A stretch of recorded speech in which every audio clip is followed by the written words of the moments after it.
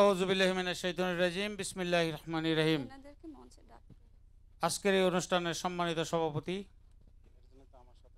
আজকের এই অনুষ্ঠানের সম্মানিত আয়োজকবৃন্দ, সামনে উপস্থিত কাপাসিয়া উপজেলা দুর্গাপুর ইউনিয়নের অন্তর্গত সর্বস্তরের কৃষক বন্ধুরা,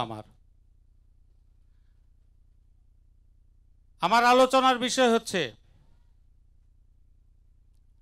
ফসল ফলাই, ঘাম দিয়ে দেশকে টিকাই,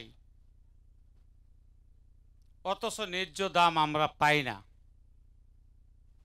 অবশ্যই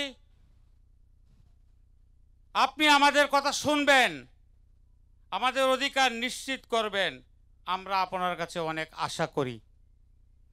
আমি কথাটি বলতে চাই, আমাদের দেশরত্ন তারেক রহমান, যিনি বাংলাদেশের কৃষক বন্ধু শহীদ প্রেসিডেন্ট জিয়াউর রহমানের সুযোগ্য উত্তরসূরি, আপনার বাবা এই দেশে সর্বপ্রথম খাদ্য স্বয়ংসম্পূর্ণতা এনেছিল এবং আমরা ওই জিয়ার আদর্শের সৈনিক, আপনার বাবার সৈনিক।